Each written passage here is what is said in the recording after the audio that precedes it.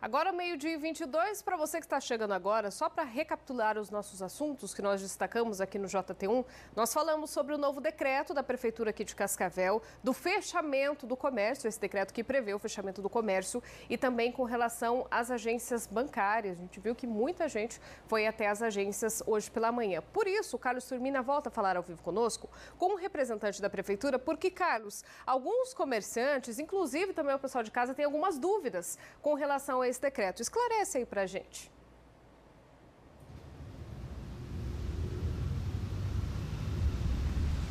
Com certeza, Dani, a gente volta a falar então sobre esse decreto. Para esclarecer, quem está conosco aqui é o Dr. Luciano Braga Cortes, que é procurador jurídico do município. Luciano, existe uma série de dúvidas aí. A gente queria primeiro começar então sobre a questão das punições e da fiscalização. A gente percebeu que no decreto não houve aparentemente nada definido em relação à multa ou algum outro tipo de punição para quem descumprir aquelas normas que estão estabelecidas lá. Como é que fica isso? Boa tarde. Boa tarde. Não, o decreto fala em cassação de alvará. Tá? O decreto é uma norma legal que regulamenta uma lei. Então está regulamentando toda a lei do município e toda a lei federal que nos possibilita agir nesse sentido. Aplicação de multas estão previstas na legislação. A cassação do alvará do estabelecimento que desobedecer essa determinação também é possível. E ainda há possibilidade da pessoa responder por um crime. Tá? O artigo 131 do Código Penal, que é aquele que você vai favorecer o contágio de uma doença, como essa que é uma doença muito grave. A população tem que entender de uma forma definitiva que o objetivo desse decreto é evitar a aglomeração e a circulação das pessoas. Todo mundo aqui está nos perguntando, eu tenho uma oficina mecânica, eu posso funcionar? Não, o senhor não pode funcionar porque o senhor não é um serviço essencial. Eu tenho atendo aqui automóveis, troco pneus de automóveis, tem uma borracharia, eu posso atender? Não, o senhor não pode atender. Por quê? Nós temos que evitar a circulação de pessoas e impedir essa aglomeração. Os serviços que estão ali contemplados no decreto, no comércio, são os serviços considerados essenciais. Supermercados, padarias, açougues, algumas clínicas veterinárias, clínicas médicas, clínicas odontológicas para atenderem casos graves e não acabar saturando o serviço público de saúde, no caso dos médicos. Então a regra é a seguinte, fechar. A não ser que você tenha um trabalho interno que não envolva um número grande de pessoas. Se você estiver saindo na rua e você se contaminar com esse vírus, você vai levar o vírus para sua casa, para sua mãe, para os seus avós, para os seus filhos. Esse vírus ele é letal, ele mata e não tem saída. Então a medida não é a melhor medida que a administração pública gostaria de tomar. Nós gostaríamos que esse vírus não estivesse aqui, mas a medida é essa, é dura e vai ser cumprida. O senhor acabou pincelando a minha próxima pergunta quando falou sobre essas empresas de serviços automotivos pequenos. Recebemos dúvidas relacionadas a isso. Empresários de pequeno e médio porte que alegam que existe pouca aglomeração na recepção de suas lojas, também não será permitido? Não serão permitidos, eles não fazem parte da exceção. Minha gente, eu volto a repetir. Nesses 2 primeiros dias, a fiscalização vai fazer uma orientação.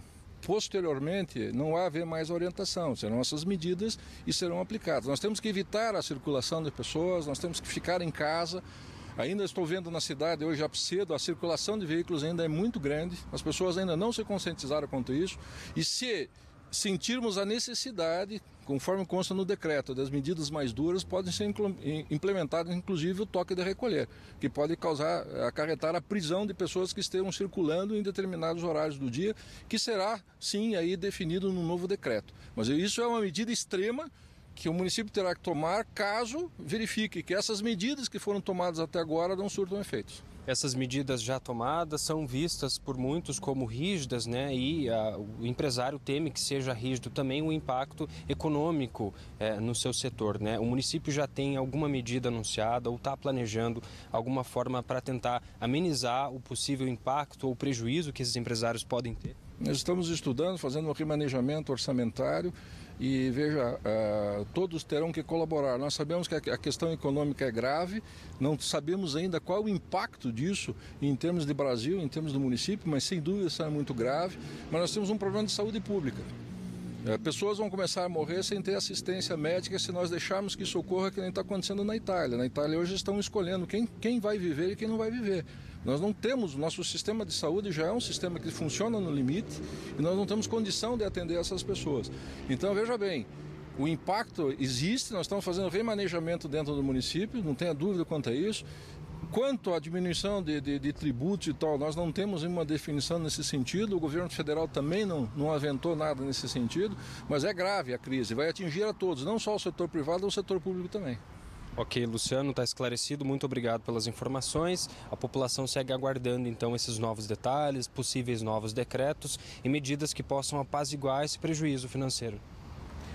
Carlos, eu queria aproveitar que o Luciano Braga Cortes está aí do seu lado e fazer uma pergunta para ele. Veja se você pode repassar para o Luciano a seguinte questão, porque nesse decreto publicado ontem pela Prefeitura, ainda cita também a questão de um limite de compra de determinados itens nos supermercados. O Luciano Braga Cortes ainda está ao teu lado para responder sobre essa questão, como funcionaria esse limite? Ou a gente pode repassar para ele e você traz num outro momento para a gente? Bom, acredito que a gente perdeu o contato por áudio com o Carlos Turmina, mas enfim, a gente vai tentar responder essa questão ainda nessa edição, né? O Carlos está lá, a gente repassa por telefone essa pergunta para ele e a gente tenta responder para você, porque entre essa série de medidas previstas de restrição nesse protocolo publicado ontem pela Prefeitura, existe de fato uma recomendação para que os próprios supermercados de Cascavel limitem a entrada de pessoas ao número pela metade do que elas têm normalmente e também limitem o número de itens que as pessoas podem comprar para evitar um desabastecimento. A gente ainda vai trazer essa resposta nessa edição.